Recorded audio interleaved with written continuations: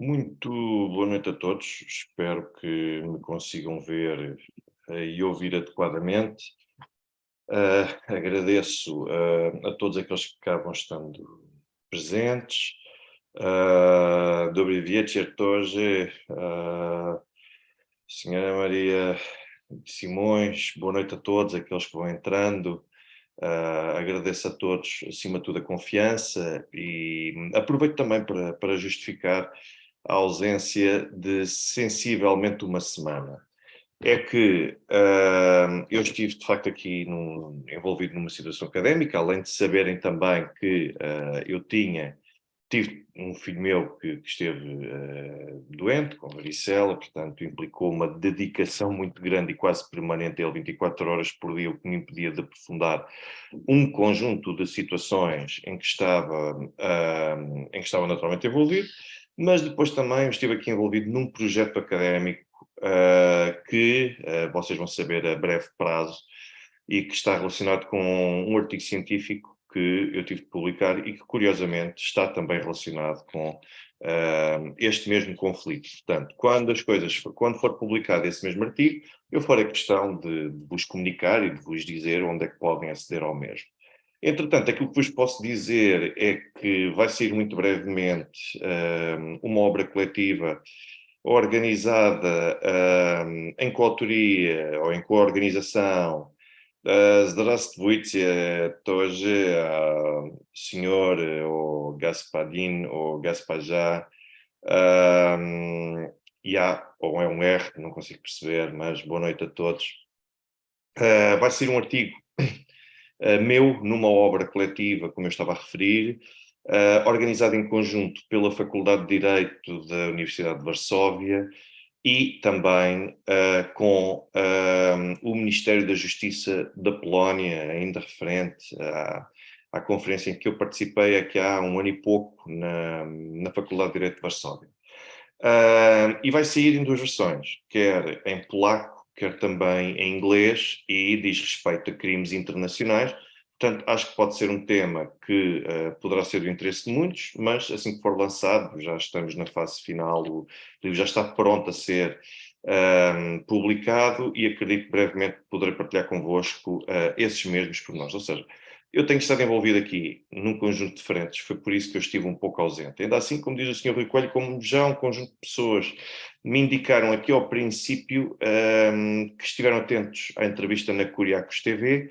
Quem não teve a oportunidade de ver a minha intervenção ontem na Curiacos TV, onde falamos dos Twitter Files, eu espero poder ter disponibilidade para organizar um direto só sobre os Twitter Files. Muito obrigado, Sr. Dália Cruz, pelos seus votos.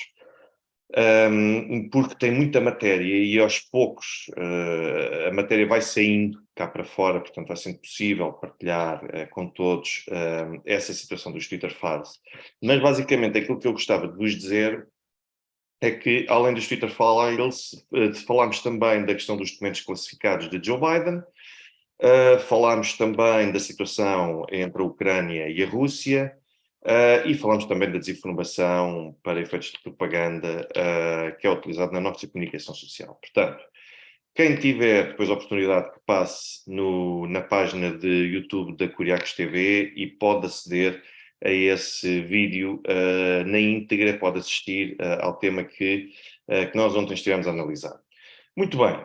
Uma palavra antes de começar. Muito obrigado também, Sr. Edgar Ferreira e Sr. Carlos Vaz, por estarem atentos. Sr. Artur de Oliveira, obrigado pelas suas palavras também. Senhor ou Senhora Netway, Niazasta, pelo agradecimento que faz.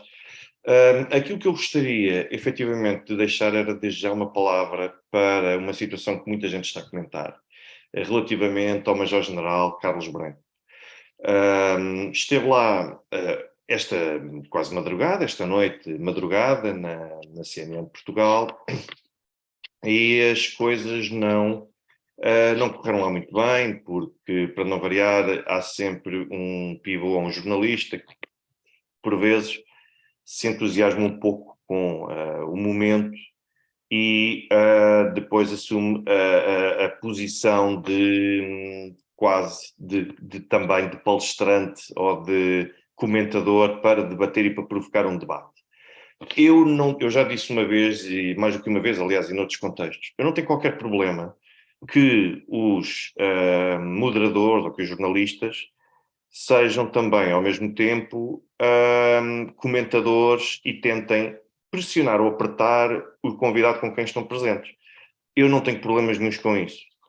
Aliás, ainda ontem, como vocês viram no programa da Curiacos TV, por exemplo, o apresentador, o João Nuno Pinto, que fez a referência, insistiu depois lá, às tantas, numa pergunta, a qual, na ótica dele, ele entendeu que eu, se calhar, não tinha respondido o suficiente ao ponto de, tanto ele como as pessoas, se calhar, perceberem que eu estaria a responder àquela pergunta, e insistiu. E querem que vos diga, eu acho que se ele não tivesse entendido, acho que ele deveria ter perguntado mais uma terceira, mais uma quarta, mais uma quinta vez, deveria fazer aquilo que é o seu trabalho, que é, de facto, tentar fazer perguntas que possam ser incómodas ou não, porque aquele é um programa que é suposto ser informativo, não é propagandístico. E agora, há aqui uma situação. Eu sei que o João Nuno Pinto faz isto com todos os convidados, sejam eles de esquerda, sejam eles de direita, tenham eles que tipo de discurso tiverem, ele faz isto com todos. Ou seja, porque é assim que os programas enriquecem, ganham conteúdo, ganham visibilidade, ganham credibilidade, ganham tudo. Agora, e o mesmo se passa relativamente a esta situação do Major-General Carlos Branco. Por exemplo, eu já aqui há um ano e qualquer coisa, eu tinha-me insurgido por causa de uma entrevista a que o André Ventura foi sujeito na RTP. Porquê? O problema não foi o jornalista da RTP, que costuma também de vez em quando apresentar o telejornal, João, qualquer coisa, não sei o nome dele, já me esqueci do apelido dele, de fazer várias perguntas, a tentar encostar André Ventura à parede e pressionar e tentar ver se o apanhava em falso. Eu não tenho nenhum problema contra este tipo de jornalismo. Eu tenho como problema que este tipo de jornalismo só seja feito contra determinado tipo de comentadores ou de candidatos. E na altura eu depois fui comparar com um conjunto de outras entrevistas que este jornalista fez na RTP a outros candidatos na altura, foi na altura das presidenciais, julgo eu, e nós vemos um jornalista completamente diferente. Ou seja, vemos um registro completamente diferente. E é isto a que eu me oponho. E da mesma forma que me oponho a quando tenho um jornalista que, de facto, entra e veste a camisola de comentador e que entra no debate com o Major-General Carlos Branco, mas depois, com outro tipo de comentadores, estende a passadeira vermelha e é demasiado passivo. Portanto, é isto que eu tenho, ao qual eu tenho uma certa alergia. É este tipo de critérios, de dualidade de critérios que são utilizados em função do tipo de candidato ou com quem é que eu me identifico mais ou menos. E depois temos outro problema ainda. É que o jornalista, e eu não estou aqui a querer criticar necessariamente o pivô, que se chama Cláudio, não me lembro do apelido dele. O problema do jornalista não é necessariamente fazer uma pergunta que demora 3 ou 4 segundos a fazer, mas que a responder vai sempre ter, se tivermos de ter uma resposta séria e honesta, vai sempre demorar, no mínimo, 4, 5 minutos a responder. E depois as pessoas começam a falar, o convidado começa a falar, ainda por cima começa a fazer um determinado tipo de enquadramento, e já está o jornalista a interromper e a cortar o raciocínio e a impedir que exista uma fluidez de raciocínio para que as pessoas possam efetivamente compreender porque é necessário enquadrar. Porque não são respostas que se deem de sim ou não, porque não são respostas que se dão em 10 segundos, e o jornalista tem de compreender isto. Se faz determinados tipos de perguntas, é necessário que pessoas que muitas vezes estão na posição do Major-General Carlos Branco, que é o de terem de esclarecer, porque têm uma visão, muitas vezes, privilegiada de acesso aos factos, que não é assim entendida por quem está nos meios televisivos ou na comunicação social, muitas vezes é vista até pelo público como sendo propagandista, mas não é propagandista, tem acesso a outros meios e tem uma disponibilidade e abertura intelectual e mental para poder, efetivamente, pelo menos perceber as coisas como elas são, e se tinha uma ideia anterior sobre aquele fenómeno, então para poder alterá-la e reformulá-la. E o Major-General Carlos Branco não pode responder às questões dos homenzinhos verdes, como ele acabou a perguntar, ainda tem este tipo de expressão, e houve até uma que a mim, que é aqui que se nota, isto já é falta de profissionalismo, que é, Então, e aqueles homenzinhos verdes não estavam lá, quer ver? Ou seja, ele colocou esta expressão ao fazer a pergunta, quer ver? Ou seja, quase como se estivesse ali em tom jocoso e a tentar descredibilizar a pessoa em si e a tentar inferiorizar a pessoa que ali está. Um, é este tipo de termos que não podem ser colocados. Aliás, a mim uma vez disseram-me, perguntaram, na SIC Notícias, colocaram-me uma questão e disseram, eu já sei qual é a sua resposta, mas, e eu respondo, já sabe qual é a minha resposta, então eu não preciso de dá-la, porque pelos vistos vocês já sabem aquilo que ainda nem eu sei aquilo que vou responder. E eu disse isto em direto, mas não tem qualquer problema, porque isto não faz parte do jornalismo. Isto faz parte de pessoas que não fazem qualquer tipo de pejo em esconder, em mostrar que estão a assumir uma determinada parte. Isto não é jornalismo, isto não é sequer comentário de debate, não é nada. Portanto, agora, eu admito que tenham este tipo de posicionamento para com as pessoas, para com os convidados, agora, tenham com todos. Não os tenham só com alguns e, ao menos, tentem ser sérios no tipo de observações que fazem. Porque aquilo muitas vezes que se vê no tipo de observações, aqui não estou a falar necessariamente deste pivô, mas estou a falar em geral, uh, regra geral, regra geral, aquilo que nós vemos é, acima de tudo, pivôs que muitas vezes querem ser justiceiros e, ao mesmo tempo que querem ser justiceiros, acabam por fazer certo tipo de comentários e de observações que não têm cabimento, porque com um pouco de estudo prévio e tudo mais, conseguem lá chegar. Assim, a senhora Cátia Ferreira está a dizer, coitadinho do André Ventura, o jornalista também se adapta ao interlocutor que tem à frente, ou não? Senhor Cátia Ferreira, concordo inteiramente. O jornalista adapta-se ao interlocutor que tem à frente em termos de substância e de conteúdo. Mas, então quero dizer que se eu agora tiver um jornalista que habitualmente vota, suponha, no PSD, como se revê mais nas ideias do PSD e até pode rever-se no candidato do PSD, então calma que eu vou tratar este candidato e entrevistar com carinho e quando chegar aqui o do PS, bem, eu vou apertar com ele a sério. Se a senhora Cátia Ferreira acha que isto faz sentido, a mim não faz. Porque o jornalista tem de se adaptar ao interlocutor, mas quanto aos temas a explorar e quanto às formas que vão explorando. Ou seja, há candidatos, por exemplo, a mim faz todo sentido que abordem o André Ventura com a questão, por exemplo, do RSI. Porque é uma das bandeiras nas quais ele tem insistido e o Chega também tem insistido. Eu acho que o jornalista tem de se adaptar a tentar analisar o conteúdo e a tentar ser crítico com o conteúdo e a confrontar o entrevistado com o conteúdo.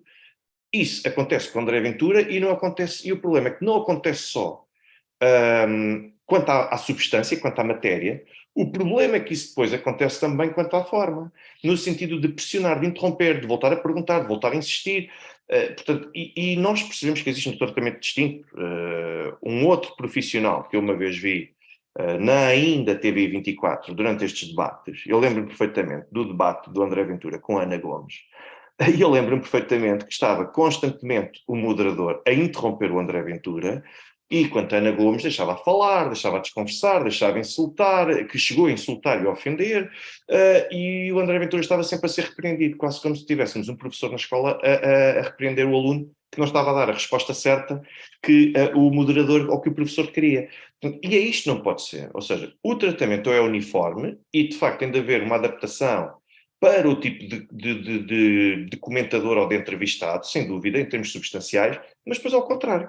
E aquilo que eu vi acontecer com o Major-General Carlos Branco foi uma tremenda injustiça, mas o Major-General Carlos Branco é uma máquina. E quando eu digo é uma máquina na forma como tem o raciocínio extremamente rápido para conseguir reagir, e conseguir reagir de uma forma que não só é educada, como ainda por cima demonstra conhecimento da matéria e como se fosse uma base de dados em que, perante determinados assuntos-chave, consegue imediatamente recordar-se daquilo que tem de dizer e de qual é que é a situação que está em causa. E é uma máquina também no sentido de pôr as pessoas no devido lugar. Porque, como já alguém disse aqui, e eu já o disse noutros contextos também, sem desprimor para o jornalista que estava ontem com o Major-General Carlos Branco, porque se chegou ali, acredito que tenha de ter havido uma razão qualquer, eu não vou aqui especular o que é que o levou a chegar ali, mas quem vai entrevistar um comentador destes tem de estar sempre em cima da matéria e tem de estar em cima de todo o tipo de acontecimentos para poder ter um mínimo de cultura geral para com aquele que vão entrevistar, porque senão o jornalista não consegue explorar aquilo que tem de explorar e não consegue visitar junto do convidado ou tocar na ferida daquilo que efetivamente tem de tocar.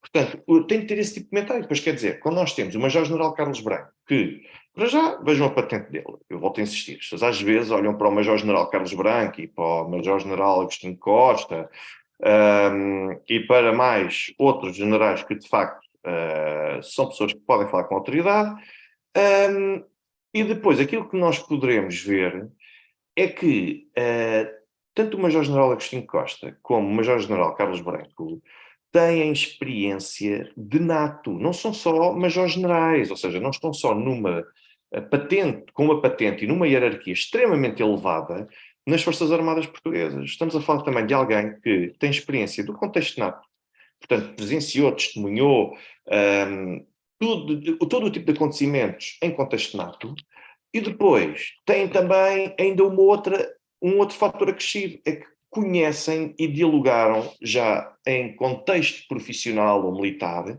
com os russos. Portanto, conhecem a forma de pensar de quem está do outro lado, conhecem a forma de negociar, conhecem a doutrina. E quer dizer, quando eu posso questionar, porque eu, enquanto cidadão, eu posso reconhecer as minhas limitações para uma determinada matéria e posso reconhecer que o meu conhecimento só tem uma determinada fase.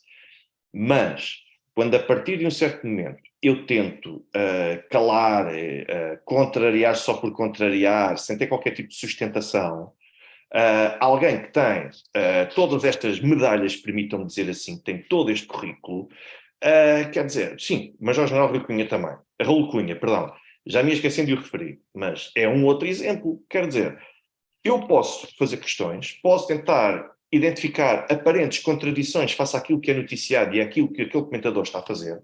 Agora, não vou pôr na posição de tentar reduzir estes três majores-generais à condição de alguém que pega na revista Caras, com todo o respeito por quem pega na revista Caras, e de repente vê lá, ou na Vogue, e vê lá a sessão da senhora esposa do presidente Zelensky, e de repente já acha que pode confrontar o general e reduzir o general à condição de leitor de Pasquim. Portanto, quer dizer, vamos com calma.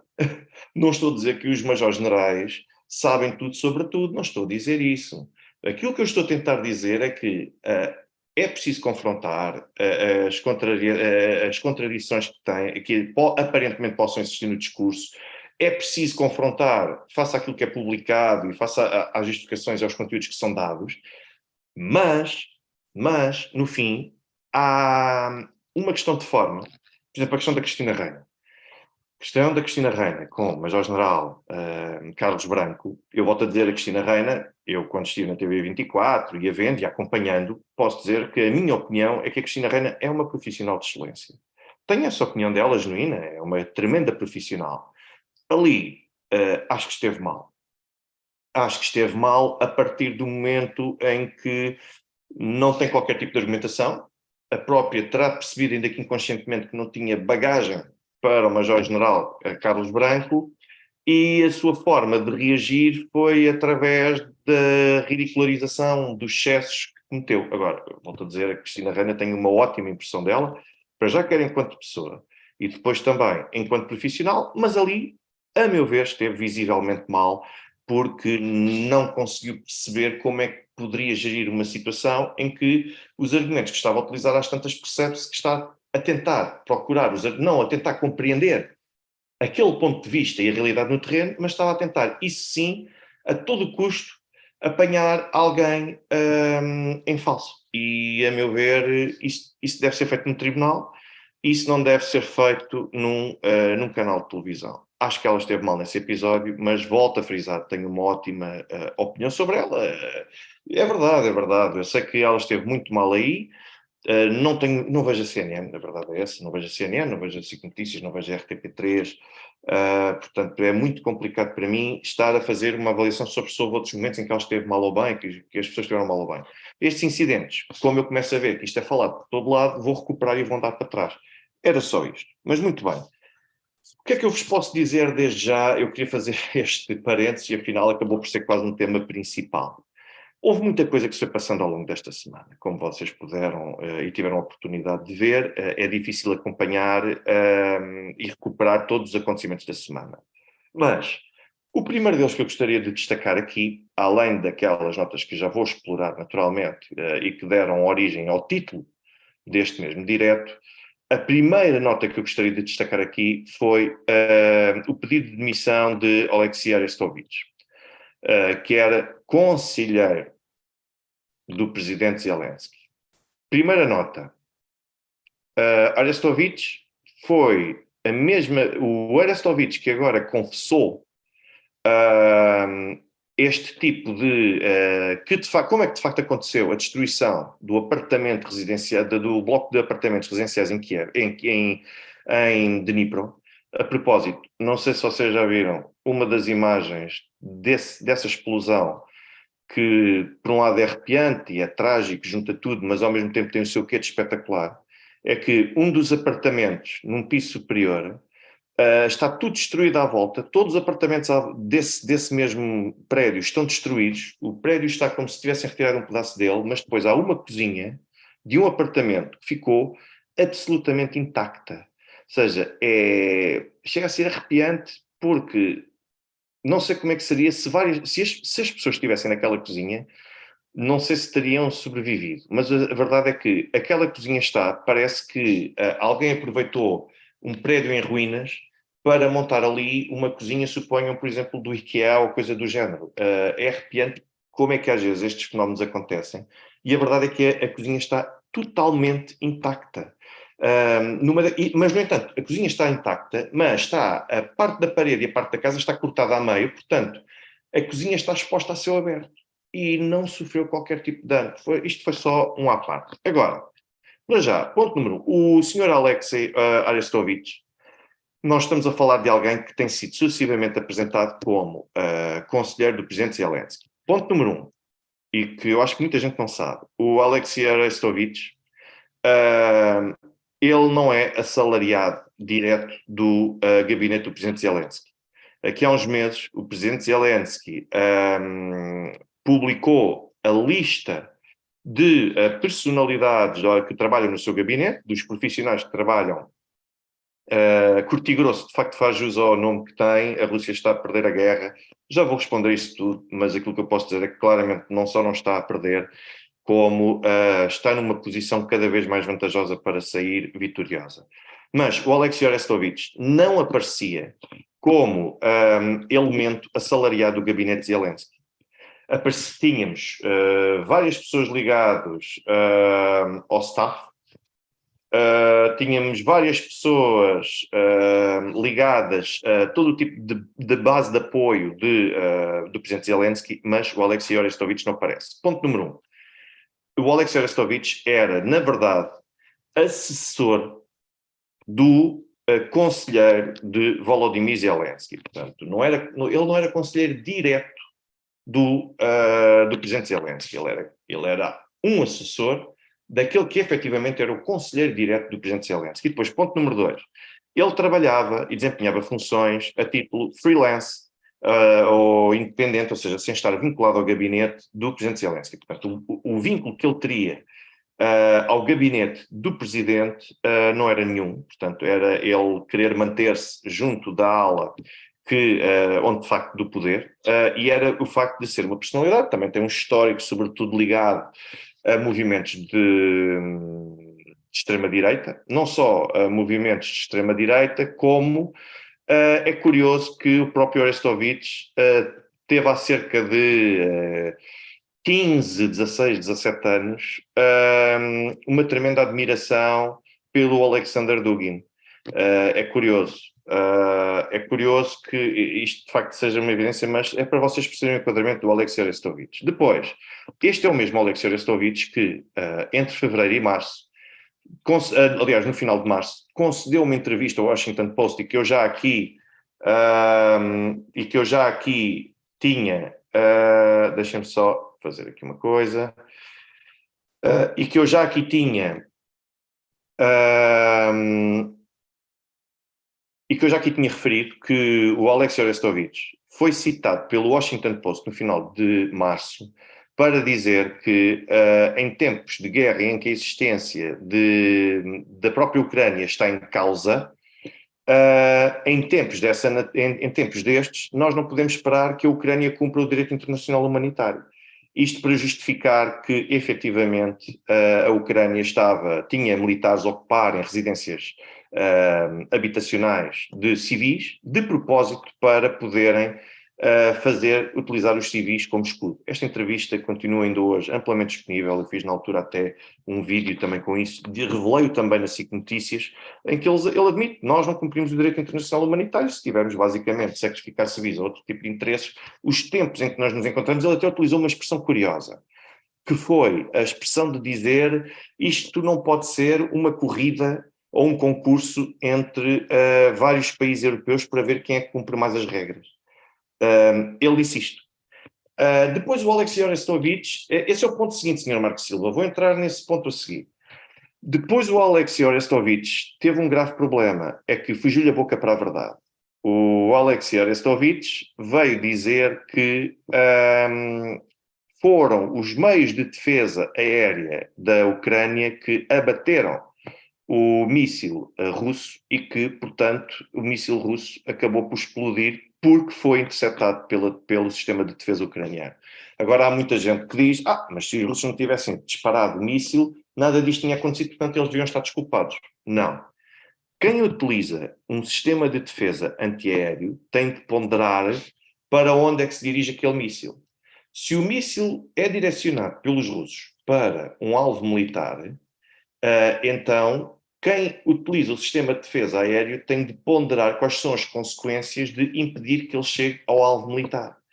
Se existe uma tremenda probabilidade de aquele míssil ser interceptado e causar baixas entre os civis, quando ia destinado aparentemente a um alvo militar, então isto é uma forma de defesa desproporcional. Isto pode parecer estranho, mas quando assim é, a Ucrânia não pode dar-se ao luxo de permitir que sejam sacrificados civis para proteger um alvo militar. Tem de deixar que o alvo militar seja o sacrificado para que não sejam os civis os sacrificados.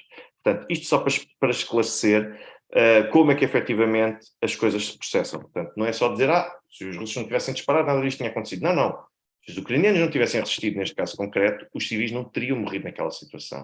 É assim que as coisas são interpretadas e que têm de ser interpretadas. Portanto, pode ter havido aqui uma desproporção por ser expectável que a interseção daquele míssil causasse danos entre os civis e danos até significativos.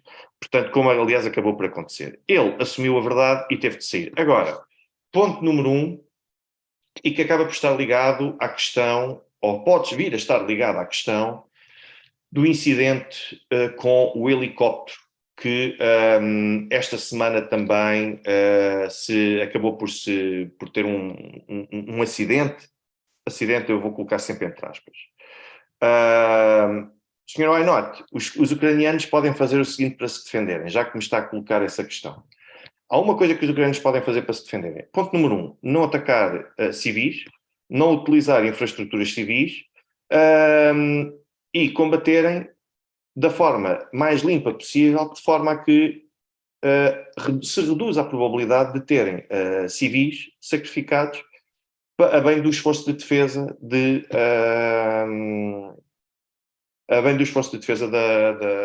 da Ucrânia. Ora bem, o Alexei Arestovich tinha um problema, que ele pertencia à ala que rivalizava com Volodymyr Zelensky. Já se falava há alguns meses, eu recordo ainda no final do verão, que já se falava de que o Alexei Arestovich estava disponível para poder avançar nas próximas eleições presidenciais na Ucrânia, que se irão realizar eventualmente um dia, e resta saber em qual Ucrânia, mas que o Alexei Arestovich poderia, de facto, era ele que estava a tentar posicionar-se para ser o candidato, até porque a exposição televisiva que tinha e o acesso que tinha ao quadro de poder, isto permitia manter o Alexei Arestovich quase como que protegido. Ou seja, pertencia a uma facção rival de Volodymyr Zelensky. E isso por si só foi o suficiente para quê? Porque há quem especula agora na Ucrânia. Bom, mas fugiu a boca para a verdade o Arestovich, ou ele disse-o intencionalmente para poder deixar o presidente Zelensky em maus lençóis? Isto é especulação, não vou avançar por nenhuma teoria desta natureza. Aquilo que eu posso dizer é que fugiu a boca para a verdade dele. Se foi intencional ou se foi inconsciente, não sei, mas ele admitiu que aquilo era verdade. E a verdade é que foi o próprio, e foi indireto, ou seja, aquilo nem sequer pôde ser manipulado. Isto pode estar ligado com o incidente do helicóptero, em que, não sei se toda a gente reparou, mas além de falecer, estava naquele helicóptero o ministro do Interior, ou da administração, o equivalente ao ministro da Administração Interna, o vice-ministro, estava também o secretário da administração Interna, estavam elementos ligados às forças de segurança, e depois não só, é que o Ministério da Administração Interna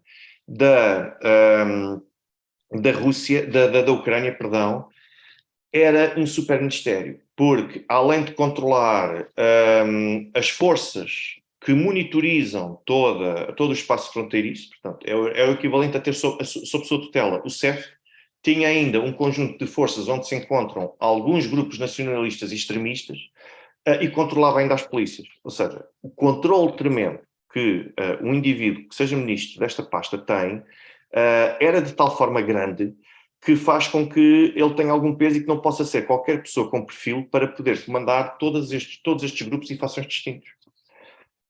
O que é estranho é que, para já, é raro acontecer aquilo que aconteceu, que é um helicóptero, ainda por cima um helicóptero que tinha sido fornecido por aliados não há muito tempo, terem acidentes. Para quem especula e quem diz que o helicóptero caiu e que eles morreram quando caiu já no solo, a verdade é que há várias imagens e várias testemunhas que dizem que o helicóptero já estava em chamas quando ainda estava a voar. Nós temos a questão da visibilidade. Meu boa noite, Rogério Anitaliano, muito obrigado, um forte abraço. E foi um prazer também ter estado à conversa com ele e com o Carlos Velasco, ainda durante esta semana. Muito obrigado e um forte abraço. Mas quem fala da questão do nevoeiro e tudo mais, está a tentar indicar que foi uma questão de falta de visibilidade que levou a que aquela tragédia acontecesse. Mas o helicóptero já estava em chamas. Se o helicóptero já estava em chamas, digam, por favor, como é que isto pode ter sido uma questão de má visibilidade. Agora, aquilo que eu já vi, e que tenho que perceber se isto até quanto é que isto faça sentido ou não, mas aquilo que eu já vi faz-me lembrar quase um pouco aquilo que aconteceu com Sá Carneiro e com o Adelina Mar da Costa, que teriam tido acesso a um conjunto de relações comerciais, de armamento, envolvendo e comprometendo as personalidades ligadas às Forças Armadas Portuguesas e até mesmo ao poder político português. E as coisas aconteceram, que aconteceram, sabiam demais, e todo o contexto, eu escuso de recordar esse trágico acidente, que também lhe chamou acidente, eu prefiro chamar esse trágico incidente, e parece-me que já está mais do que demonstrado em como foram sabotados. Neste caso concreto, o ex-ministro da Administração Interna, ele teria tido acesso a um conjunto de provas que atestavam a forma como as armas estavam a ser transferidas e comercializadas a partir do Ministério da Defesa da Ucrânia para privados, para outros Estados, etc. Ou seja, basicamente é como se tivéssemos pessoas, membros do governo da Ucrânia, que estão basicamente a pensar como é que cada um se vai orientar e como é que cada um vai acabar por ter tirar algum proveito, enquanto ainda é possível tirar algum proveito de toda esta situação. E ele estava acompanhado ainda de elementos ligados à Procuradoria Geral da Ucrânia, e a única coisa que se sabe é que eles iriam para aquilo que se chama de hotspot, ou ponto quente, ou seja, eles iriam para um dos locais da frente. Não é da frente, de combate, mas um dos locais da frente onde terão acontecido incidentes. Não sabem ainda qual. Agora, o que é certo é que não é normal e não é comum que o protocolo do governo, seja o qual for, ainda para o mais em tempos de conflito armado, que reúna todas as figuras de um mesmo ministério e ainda para o mais elementos ligados à investigação criminal no país, de topo, e que juntem todas estas personalidades a serem destacadas para um determinado local, ainda para o mais assim de helicóptero. Porquê? Porque o protocolo, aquilo que vem exigir, ou aquilo que vem pedir em termos de bom senso, é que não vão todos. Porque se acontecer alguma tragédia ou se acontecer alguma coisa com algum deles, o Ministério, o Gabinete ou o Departamento não ficam totalmente órfãos de qualquer um daqueles elementos. E logo por aí é estranho.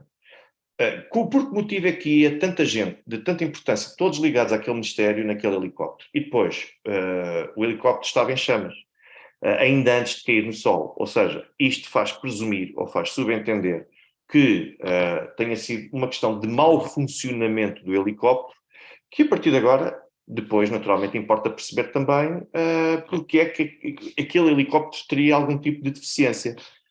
Houve mão humana ou não houve mão humana? Portanto, há aqui várias situações e depois há outra situação. É que, na defesa, ainda para mais sabendo deste tipo de informação, aparentemente, que será extremamente sensível e que poderá servir para expor um conjunto de personalidades do governo ucraniano, é expectável que possa acontecer que alguém possa ficar incomodado e que alguém não queira ver este conjunto de pessoas com tanto poder a poder ganhar ainda mais ascendente no terreno. Portanto, isto são apenas algumas pistas para que nós possamos perceber que no governo ucraniano, enquanto aqui nós devíamos estar a tentar perceber quais é que são de facto os grupos rivais e que tentam assumir o poder na Ucrânia, não, nós estamos a discutir, lá está, a questão dos cães vadios, andamos a discutir a fé diversa, ainda andamos a discutir os homenzinhos de verde, entre aspas, essa expressão infeliz, em vez de irmos ao sumo da coisa, que é, o governo ucraniano está completamente desorientado. Já está para haver uma substituição de Volodymyr Zelensky desde o início de setembro, mas os aliados à NATO têm vindo a manter cada vez mais esses mesmos, não só Zelensky, como também um conjunto de outras personalidades que lhe dão apoio. E porquê? Eu ainda no outro dia também estava a falar com alguém, e em off. E porquê? Porque Zelensky, neste momento, está num ponto, numa via sem saída, que é, não pode abandonar o poder, porque se abandonar o poder, perde imediatamente a proteção que tem enquanto responsável e titular da pasta enquanto presidente ucraniano, e só lhe resta uma saída, que é ir para os Estados Unidos, onde ele nem sequer aí teria total segurança de que poderia continuar a viver, porque depende de quem lhe suceder, quais são os planos que possa ter ou não para uma personalidade como Zelensky. Se ele sair pelo próprio pé apenas e quiser voltar a ser um cidadão normal, nunca mais vai voltar a acontecer, porque vai sempre continuar a olhar por cima do ombro e não durará muito, quer porque será um alvo imediato de ucranianos, não só nacionalistas, mas como outro tipo de alas também com interesse em querer eliminar Zelensky porque sabe mais, ora, eventualmente até, e se calhar eu até dizer com o menor grau de probabilidade, que a Rússia teria algum interesse nisso. Quer dizer, eu até digo qual é que seria o interesse da Rússia depois em eliminar Zelensky, mas a verdade é que Zelensky iria sempre olhar por cima do ombro. Portanto, ele nunca na vida poderá voltar a ter uma vida normal. Só lhe resta uma saída, que é, de facto, seguir para o exílio num sítio de total confiança e sempre com uma vida demasiado resguardada até ao fim dos seus dias. Mas não haja a menor dúvida de que este é o desfecho, este será o destino. Portanto, mas nós temos várias fações neste momento aqui a combater, várias fações com interesse em chegar ao poder na Ucrânia e em ter o apoio dos aliados. Portanto, não resta outra coisa a Zelensky senão continuar a pedir, por favor, assegurem a minha sobrevivência. Mas isto é quase uma questão de lógica, de bom senso, não há outra hipótese. E aquilo que nós temos depois no terreno e nós tivemos ontem a famosa cimeira de Rammstein, toda a gente fala disso e eu coloco o copo meio vazio ou meio cheio para a Ucrânia. Porquê? É uma situação muito ingrata porque, quando eu ouço dizer são precisos mais carros de combate ou mais tanques para a Ucrânia poder vencer a Rússia, isto é de rir, isto é de ir às lágrimas, porque a Ucrânia não vai vencer a Rússia. Se as coisas se mantiverem sem a Ucrânia, não vai vencer a Rússia e, não vai, e muito menos vai ser com alguns carros de combate que estão a ser cedidos pelo Ocidente. Aliás, a título de exemplo, ontem tive acesso, por acaso, a uma imagem muito curiosa que mostra a quantidade de carros de combate que cada país da União Europeia tem. Portugal tem 37. Portugal vai dar o quê propriamente para ajudar a Ucrânia? A Ucrânia continua a ser um verdadeiro aterro, que está a ser transformada num centro de ferro velho, onde estão todos os países da NATO estão basicamente a encaminhar para lá armamento defeituoso, carros de combate que precisam de manutenção constantemente, que não aguentam a carga daquilo que efetivamente precisam. Rammstein, Sr. Gado Ferreira, eu não posso considerar que foi um total fiasco. E não foi um total fiasco por um motivo, é que efetivamente continuou, nós vimos que houve o fornecimento de um conjunto de equipamento militar para continuar a alimentar o esforço bélico da Ucrânia. Isto é inegável. Agora, ficou muito aquém daquilo que os aliados, efetivamente, dos aliados, os aliados da NATO, pretendem que a Ucrânia saia vitoriosa. Só há uma solução, é tentar negociar a derrota menos embaraçosa possível. Mas, lá está, como dizia o Major-General Carlos Branco, aquilo que o Major-General Carlos Branco dizia tinha toda a razão, que é, eles não deram certo tipo de equipamento, nomeadamente certos carros de combate, porque não estão sequer minimamente ligados ou unidos. Ou seja, é isso que efetivamente nós temos de sublinhar aqui. E a meu ver, os carros de combate não iriam alterar significativamente nada. Toda a gente está a falar dos carros de combate alemães, que isso é fundamental. Não vai alterar nada. São apenas mais meios para os russos continuarem a dizimar como têm feito até agora. Como diz aqui a senhora Maria, com toda a razão, então e os homens? É que produzir projéteis, produzir metralhadoras, produzir javelins, produzir drones, produzir carros de combate, consegue-se produzir em tão pouco tempo, em relativamente pouco tempo. Agora, homens para a frente de combate, não há pelo menos 18, 17, 18 anos até eles conseguirem atingir a idade adulta e depois esperar, dar-lhes treino, dar-lhes formação, dar-lhes experiência para poderem finalmente ir para a frente de batalha. Portanto, agora, a Ucrânia pode esperar 20 ou 22 ou 25 anos. Quer dizer, isto é um disparate. Nós estamos, uma vez mais, aqui no campo de ilusão.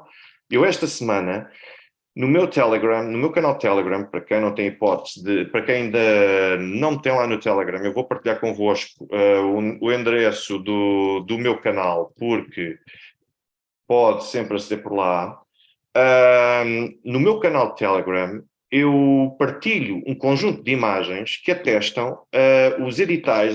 Foi alterada a lei na Ucrânia para que possam ser recrutados todo o tipo de homens por todo lado. E ainda ontem eu estava a falar com o João Nuno Pinto, porque ele estava a falar de facto que não podiam, os homens ucranianos não podem abandonar o país. A questão é que já nem é essa. A questão é que na Ucrânia os homens já não podem sequer abandonar as grandes cidades. Está tudo controlado para impedir entradas e saídas naquelas mesmas cidades. Ou seja, e eu tenho provas, tenho pessoas no terreno, como eu avancei ontem, que de facto demonstram e atestam que todo o tipo de homens já estão a ser convocados neste momento, mesmo aqueles que até ao momento não tinham participado prestado qualquer tipo de serviço militar, agora neste momento estão a ser retirados e à força, e agora já há autorização para os convocar a partir até da sua própria residência, com vários editais e tudo mais. Portanto, não vamos ter ilusões de que há aqui um grave problema, que é a Ucrânia perde cada vez mais homens na frente. Quando nós discutimos, mas os russos é que estão a perder muitos homens em Bakhmut e tudo mais. Para já, ponto número 1, não são os russos. As pessoas esquecem-se que quem tem neste momento participado de forma mais dura e mais ativa nos combates não são as Forças Armadas Russas. São, isso sim, o grupo Wagner, são as milícias ou neste caso, ligadas, os militares ligados a Donetsk e a Lugansk. Portanto, e também a artilharia ligeira da Rússia. Nós chegamos até a ter a polícia militar a desempenhar ações militares e de defesa já em solo ucraniano e nas novas províncias que se uniram à Rússia. Portanto, atenção. Nós não estamos a falar da artilharia pesada, nós não estamos a falar de os russos finalmente entrarem com as forças armadas em funções. Portanto, quando nós às vezes estamos aqui a contabilizar quem é que morreu ou não na Rússia, não, uma coisa eu tenho cuidado de dizer que é da Aliança Pró-Russa, porque temos a Rússia com um conjunto de outras forças que estão a atuar no terreno. Agora, da Rússia, isso é o que nós estamos a ver agora que está a acontecer em Zaporozhye. Eu não sei se vocês já deram conta, aliás, ontem o general Carlos Branco até disse isso mesmo, e a meu ver com alguma razão.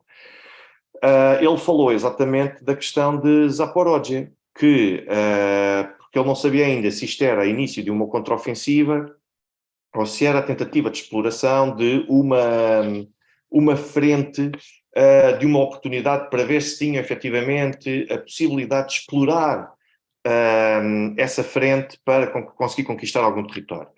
E eu posso dizer que, com base na informação que eu tenho aqui recolhida até agora, que os russos estão a lançar, de facto, uma ofensiva em Zaporozhye e estão a lançar uma ofensiva em 3 frentes em Zaporozhye. E frentes essas que, naturalmente, eu sugiro que vocês vejam, mas está, desde logo, a avançar em 3 direções naquilo que é o chamado setor Orechovsky. Portanto, por um lado, estão a haver já combates em Novoandrivka e também em Sherbaki, no leste, Belagória e Himalaia Tormashka, e depois temos também no sudeste a frente de Orechov. Portanto, nós temos aqui os russos a avançar já em Zaporozhye em 3 frentes, todas elas muito próximas. E quando os russos... Uma coisa é, de facto, termos um conjunto de militares que tentam explorar uma única via. Senhor Luís Neves, eu depois vou partilhar, de facto, o mapa, é uma falha minha, tenho que perceber como é que eu consigo pôr aqui sem que a comunicação e a transmissão fique muito lenta. Mas a verdade é que nós temos, quando temos uma frente, pode ser, de facto, ao fim de algumas horas está já a avançar se é uma ofensiva que está em curso ou se é uma outra tentativa de tentar aproveitar uma oportunidade para ver qual é a reação dos ucranianos. Mas quando nós vemos que estão a decorrer ataques em três direções diferentes num determinado perímetro, nós conseguimos perceber 2 coisas. Desde logo, que estão todas relacionadas entre si, que estão todas muito próximas entre si, ou seja, que todas têm como principal objetivo juntar tudo, juntar todas aquelas áreas para servirem de apoio praticamente umas às outras à medida que vão progredindo. E agora, perguntam vocês, mas porquê que os russos estão em Zaporozhye a avançar com esta ofensiva? Ponto número 1, porque os ucranianos não têm homens suficientes para poder defender a totalidade do seu território, nem sequer a frente de Zaporozhye. Quando se falava num ataque a Melitopol, é uma ambição, mas nós não podemos confundir uma ambição que muitas vezes pode depois revelar ser fantasia com a realidade que é claramente influenciada pela capacidade. E depois, porque os homens que têm estão praticamente todos, ou pelo menos metade da força militar e da capacidade militar dos ucranianos neste momento, está envolvida na frente do Donbass. Portanto, a manta, quando estica, vai deixar algum lado destapado. E é isso que está aqui a acontecer neste momento. Senhor Jorge Pereira, eu não me esqueço da sua pergunta, que me pergunta, acha que podíamos levar os políticos dos países europeus ao Tribunal dos Direitos Humanos pela morte de muita gente na Ucrânia? Depende do papel de cada um, mas há alguns quadros que eu acredito que sim, que isso seja possível de acontecer. Sr. Nox Nosferatu, poderá ser vitoriosa, como a Rússia poderá ser vitoriosa, a meu ver, de uma única forma, é continuar a alimentar aquilo que se chama de guerra de atrito. É uma forma de estratégia, é a guerra de atrito, que é desgastar, aqui o resultado está à vista. Os russos agora têm capacidade para poder avançar com a ofensiva e com a força em Zaporozhye, por exemplo.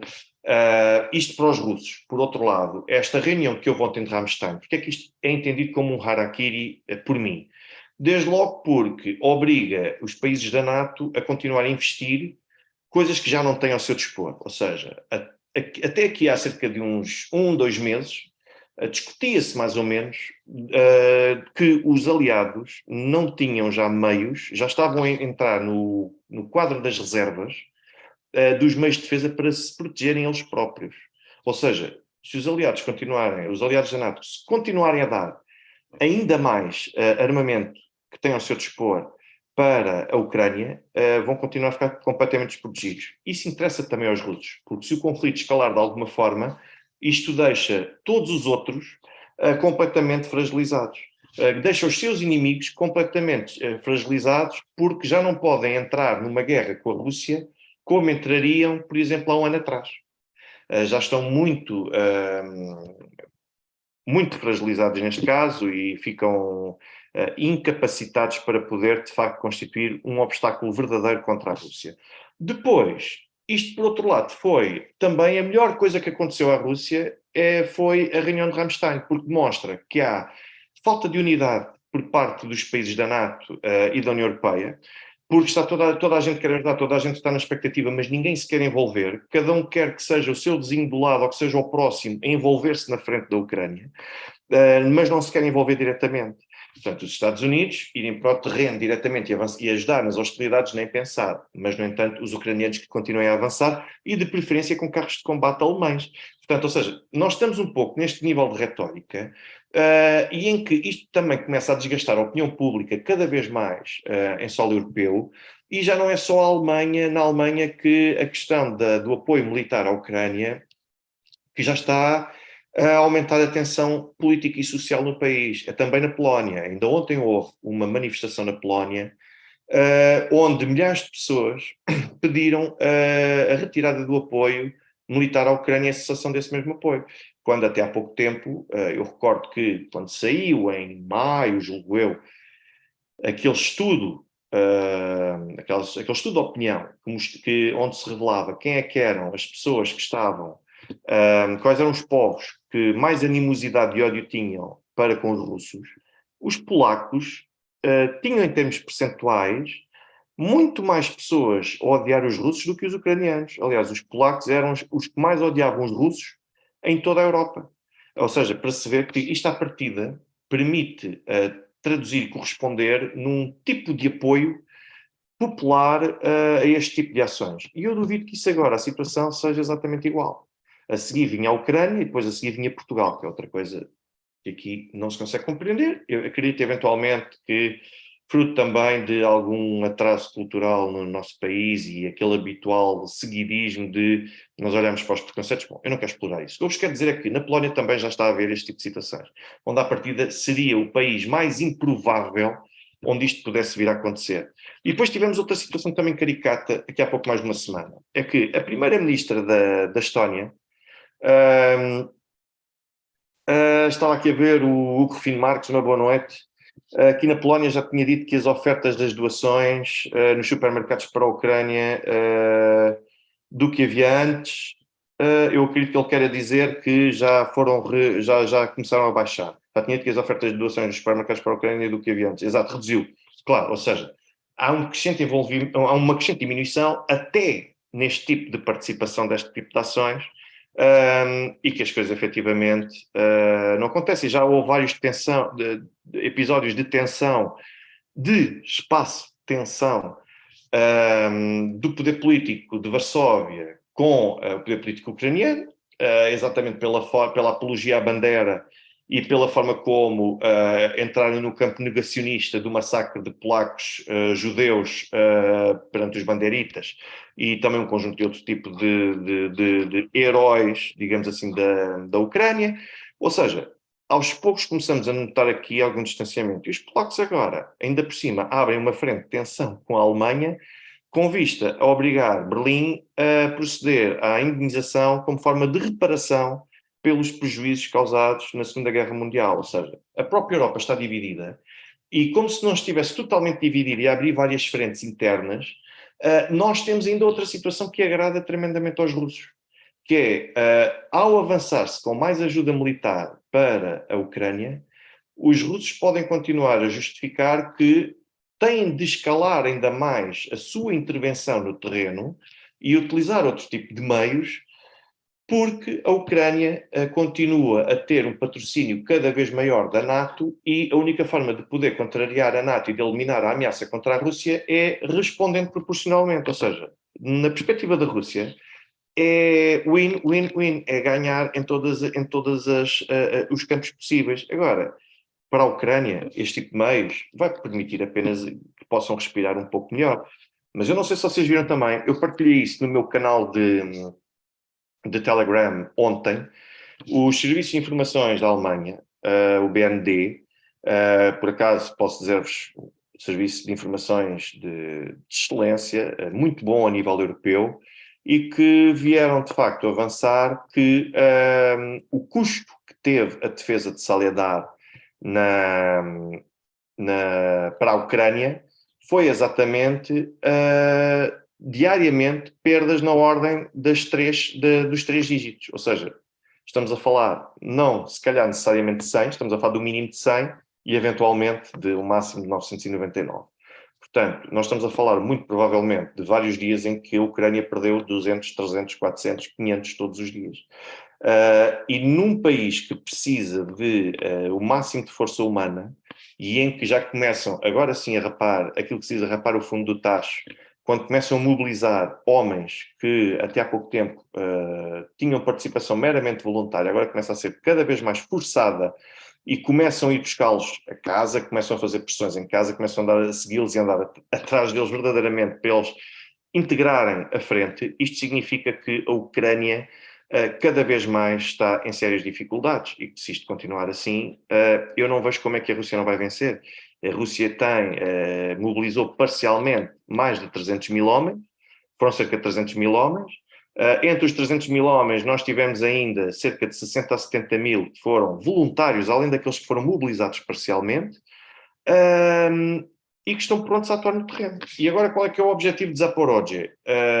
É, de facto, tentar... Muito obrigado, senhora Maria de Fátima Duarte, muito obrigado pelas suas palavras e pelo seu reconhecimento acima de tudo. E o objetivo é avançar por Zaporozhye, é aproveitar a grande lacuna. Olha, senhor Eli, eu não sei como é que eu posso criar o chat no Telegram. Se alguém souber como é que eu posso disponibilizar e criar o chat no Telegram, digam, por favor, que eu terei todo o gosto em abrir para chat. Mas eu não sei como é que eu hei de pôr a chat no Telegram disponível, mas gostava. E basicamente, através de Zaporozhye, tentar perceber até que ponto é que conseguem avançar, de modo em última instância, conseguirem verdadeiramente cercar e cortar, separar as forças ucranianas que estão na frente do Donbass, e que são cerca de 50%, daquelas que têm a Ucrânia com a cadeia de fornecimento. E acontecendo isto, fica de facto completamente fragilizada a Ucrânia, e acredito que será um passo para a capitulação. Portanto, Sr. Júnior Ferreira, boa noite também.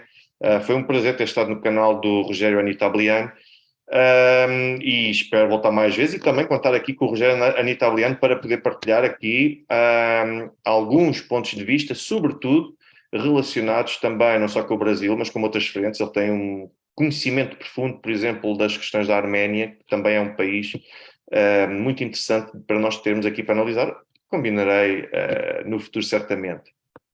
Aquilo que eu gostava de vos poder dizer, mais além disto, é que então os russos continuam a conquistar terreno. Continuam a conquistar terreno porque os ucranianos não conseguem esticar a linha de defesa. Portanto, isto nem é necessariamente, é também uma questão de ausência de armamento, escassez de armamento, mas é, acima de tudo, a dificuldade e impossibilidade de conseguirem defender todas as frentes. Isto é como termos um bombeiro que está a apagar um fogo. Se abrirem mais 2, 3 ou 4 fogos em vários pontos distintos e só tivermos um bombeiro, como devem calcular, o bombeiro vai morrer queimado, vai ser vítima desse mesmo incêndio, não é? Portanto, e é isto que está acontecendo na Ucrânia. E as pessoas continuarem a mentir às pessoas e a querem sugerir não, Soledar ainda nem sequer está totalmente conquistada, quanto mais o resto. As pessoas estão a mentir deliberadamente. Sim, Sr. Paulo Tavares, a Rússia quer ir até a cidade de Kramatorsk e vai ser um dos próximos objetivos, além de Slavianka também. Eu espero, Sr. Marco Silva, aqui diz, Telegram, clica na caneta em baixo e seleciona a opção criar novo canal. Mas eu não quero criar um novo canal, eu já tenho um canal. Portanto, eu não sei como é que eu hei de alterar as definições para poder permitir para poder permitir esses mesmos debates. Mas aquilo que eu vos quero dizer, e apenas para terminar, é que os russos estão, de facto, numa situação cada vez mais vantajosa. Os russos não se iam envolver numa situação destas à toa. Ainda ontem vi também um trecho de um programa de um pivô na Índia que, em conversa com um convidado dos Estados Unidos, que tentou embaraçá-lo e que perdeu até o controle porque disse mesmo: quem são os Estados Unidos para nos estar aqui a dar lições, e a Índia está a fazer aquilo que pode, a Índia bateu os recordes de importação de petróleo russo, por exemplo.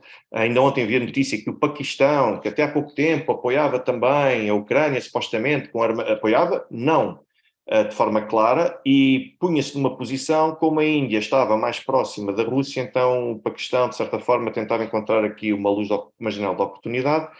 E ainda ontem foi anunciado que o Paquistão veio celebrar acordos com os russos para acordos de construção de ferrovias, construção de habitação, construção de um conjunto de outras infraestruturas, fornecimento de energia e tudo mais. Portanto, não me venham cá dizer que a comunidade internacional está a isolar os russos. É o Ocidente que se está a auto-isolar e, acima de tudo, não tem capacidade para conseguir perceber que se está a isolar do resto do mundo e a perceber como é que o mundo vai prosseguir e vai caminhar. Portanto, acima de tudo é isso, é que está em negação, mas está em negação também por outra razão, é que no Ocidente, tanto na televisão, como também, nos jornais e nos meios de comunicação, estão a mentir às pessoas. Estão a insistir que os russos estão numa situação desvantajosa. Estão a insistir que os russos não têm razão para estar a fazer aquilo que fizeram. Estão a insistir num conjunto de teorias que estão a transformar as pessoas e a fazer as pessoas mais ignorantes do que propriamente esclarecidas por este tipo de conflito. E isto não vai ajudar, porque significa que vai doer ainda mais, não só para as pessoas que estão a ser manipuladas pela informação contraditória. Muito obrigado, senhor ou senhora R, pelo reconhecimento e também pelo contributo. E basicamente é isto que está a acontecer e que é importante que as pessoas reivindiquem para que se tenha acesso a informação cada vez mais esclarecida. E depois não é por acaso, diria eu, que os canais nacionais cada vez têm mais dificuldades em conseguir afirmar-se junto do público. É que de facto há estes problemas de desinformação grave e de tentativa de venda de propaganda. E se pensam que depois, quando finalmente se consumar esta situação, que depois é que vão conseguir subitamente virar tudo ao contrário para começarem a bajular o lado russo ou alguma coisa do género, eu acho que estão redondos, porque quando o poder muda, quando o vento sopra para o outro lado, a tendência depois deste tipo de contorcionistas é que começarem a defender a outra ala, como se nada se tivesse passado para trás. E se as pessoas acham que vai ser fácil, não vai ser duro, sobretudo para quem continua a vender mentiras. Aqui o Rufino Marques disse ainda outra coisa, deixou uma pergunta muito interessante. Se a Rússia está cada vez mais asiática, a Rússia não está mais asiática. A Rússia continua a ser europeia e a ser, neste caso, até um conjunto de inúmeras nações e culturas. Portanto, a Rússia tem 2/3 da Rússia são asiáticos e um outro terço é europeu. Simplesmente viram-se mais para mercados no continente asiático e também continente africano, porque a estratégia isso obriga e porque existe disponibilidade destes países para poder acolher a Rússia. Agora, respondendo ainda à pergunta anterior que me foi feita sobre a questão da criminalização e da responsabilização dos agentes, eu posso dizer uma coisa. O artigo científico que eu estive a preparar esta semana diz respeito às hipóteses de a Rússia ser, e de cidadãos russos ou cidadãos estrangeiros aparentemente ligados à Rússia serem julgados no Tribunal Penal Internacional, dedica-se exatamente a isso mesmo ou a qualquer outro tribunal especial fora da órbita da Organização das Nações Unidas. Portanto, o meu artigo dedicou-se a isso. Eu, em traços gerais, vou-vos dizer que é ilegal e é ilícita qualquer tipo de tentativa ou de ensaio para para julgar e condenar cidadãos russos ou não russos através de qualquer um deste tipo de instrumentos. Mas eu sei que a União Europeia está a pensar, além do TPI, está a pensar explorar uma outra via, que foi aquilo que fez para o Kosovo. Ou seja, no fundo, não se trata de...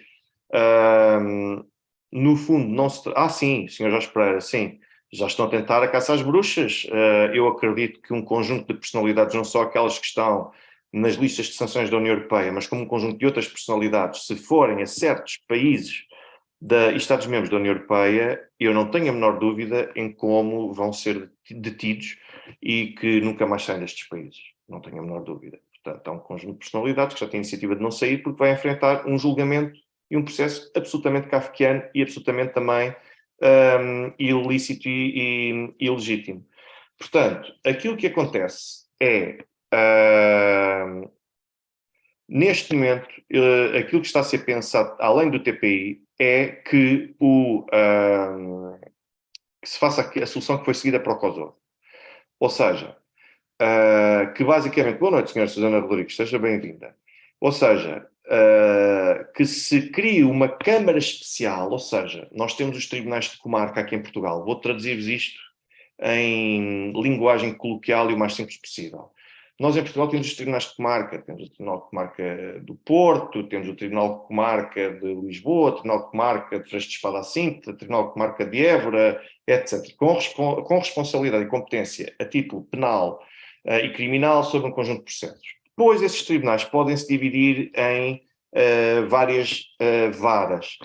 E aquilo que se pretende fazer relativamente à Ucrânia, e que se está a propor agora e que está a ser estudado, é criar um tribunal de comarca na Europa, mas é como se fosse uma extensão, por exemplo, do Tribunal de Kiev.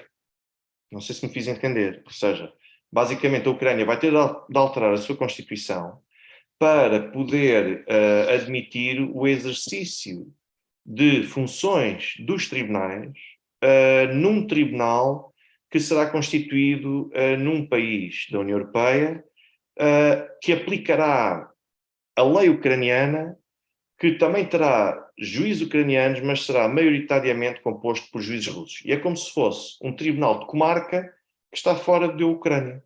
É só para vocês conseguirem perceber o que é que se está a tentar ensaiar. Senhora Teresinha Pina diz aqui, por exemplo, não entende esta disposição da Europa Ocidental em se deixar conduzir para um possível sacrifício sem que as populações se manifestem. Senhora Teresinha Pina, eu acho que é muito mais assustador e sem querer reduzir a legitimidade e a força ligada a cada uma das causas. Eu hoje vi milhares e milhares e milhares de pessoas que participaram numa marcha em favor dos direitos dos animais. Volto a dizer, eu não quero aqui diminuir, retirar valor à importância que o tema possa ter, mas eu vi que estavam dezenas de milhares de pessoas em favor dos direitos dos animais. É de louvar o compromisso e o empenhamento das pessoas perante uma causa comum, ainda por cima uma causa que é positiva.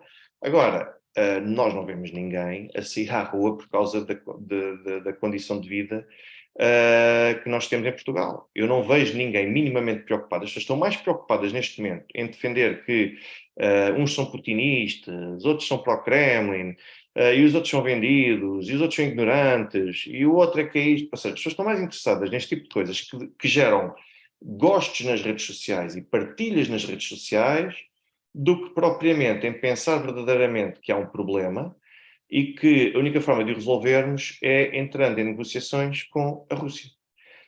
E cessar de uma vez por todas este apoio doentio à Ucrânia que nós estamos a ter e que eu não me refiro ao apoio humanitário, à ajuda humanitária que é prestada aos civis. Eu refiro-me ao apoio e ao envolvimento cada vez mais militar, porque os ocidentais, a NATO, os países da NATO e da União Europeia, achavam que isto ia ser tão simples como nós agora vamos aplicar sanções, vamos deixar de comprar coisas aos russos, os russos não vão vender para mais lado nenhum porque dependem de nós, vão falir e isto vai acabar em 3 tempos.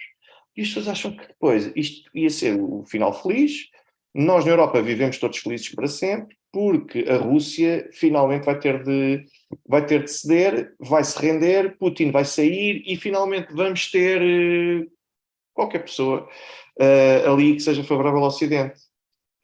No Ocidente, esta comunidade woke que está aqui instalada, e que agora, não sei se já viram, Atenção, senhora R, eu não estou, volto a dizer, senhora ou senhor R, eu não estou a desvalorizar a marcha pelos animais. Os direitos dos animais, eu próprio já participei em várias no passado e tudo, e eu não estou a retirar a nobreza à causa. Aquilo que eu até louvei o facto de conseguirmos reunir tantas pessoas em torno de uma causa e que é uma causa positiva.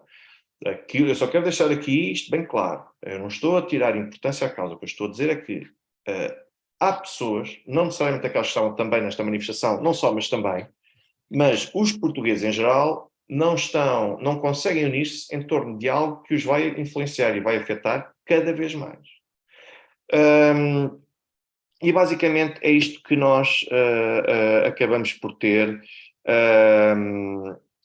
no nosso país. Eu agradeço uma vez mais à senhora Susana Rodrigues pelas palavras que me deixa, pelos elogios que deixa, para mim deixam-me tremendamente honrado e satisfeito. E aquilo que eu agora posso dizer-vos é que vamos tentar agora finalmente recuperar esta rotina dos diretos, com a atualização da informação. Vou entrar em contato já com um conjunto de outros potenciais convidados para trazer este canal. Espero que continuem a acompanhar. Eu só posso agradecer-vos. Vou alterar também aquela questão no Telegram, porque eu não sabia. Quem não tiver ainda, eu também tenho agora conta no VKontakte, que é o parecido com o Facebook, mas russo. E brevemente também tenho a intenção de criar e de abrir uma conta no Rumble. Já tenho a conta no Rumble, ainda não a personalizei, nem fiz aquilo que está ao alcance, porque nós nunca sabemos o que é que se passa com estas redes sociais ocidentais que a qualquer momento podem silenciar-nos.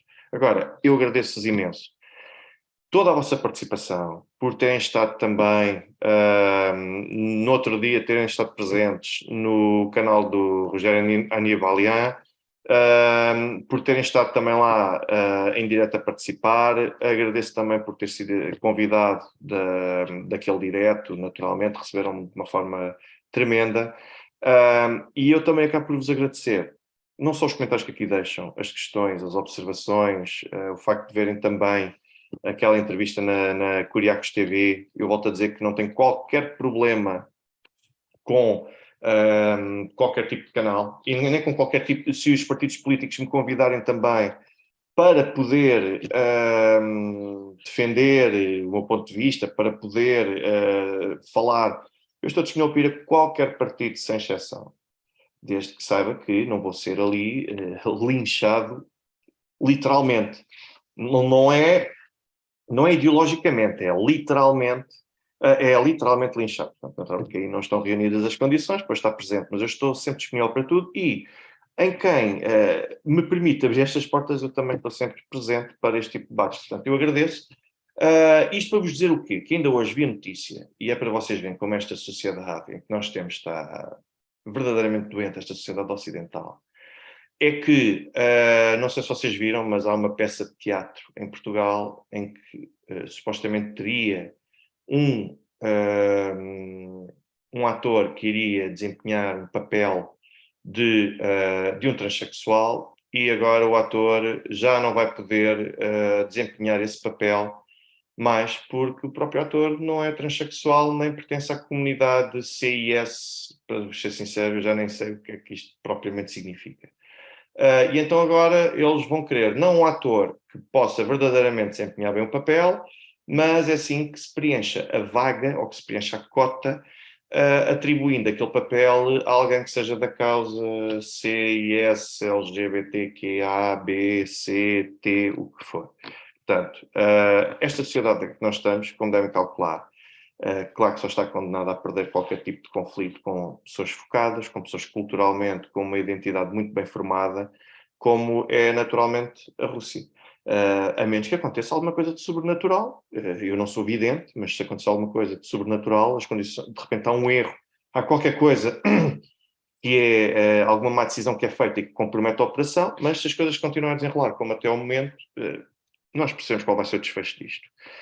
Ou ainda não temos o alcance total, porque não vai ser bonito de ver aquilo que vai acontecer a todos, e onde eu também me incluo, porque também estou em Portugal, portanto, naturalmente também serei afetado por isso. Agora, o que é certo é que aquilo que eu vejo é que ninguém descansa enquanto não chegar um transexual ou, ao Kremlin, ou enquanto não chegar, não for içada uma bandeira do arco-íris ao lado da bandeira russa na Praça Vermelha. Portanto, parece-me que é um pouco aquilo que o grande objetivo do Ocidente. Acho que nesse dia é que se vai perceber que o Ocidente saiu vencedor.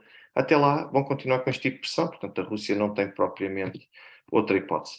Eu agradeço-vos a todos, quer pelos donativos financeiros que fazem para ajudar o canal, quer por também partilharem o canal, por porem os gostos, que muitas vezes ajudam a valorizar ainda mais o canal e a distingui-lo face aos demais e estes conteúdos também.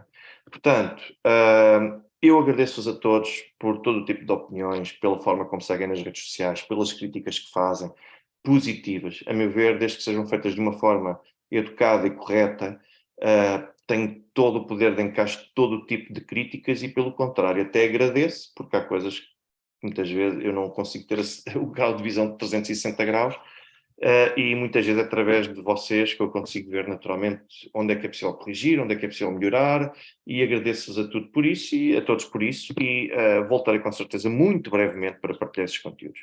Portanto, uma boa noite a todos, uma excelente continuação e uma vez mais, obrigado por tudo, porque são vocês de facto que enriquecem, entre aspas, o canal e que lhe dão cada vez mais valor. Portanto, muito obrigado e uma boa noite a todos.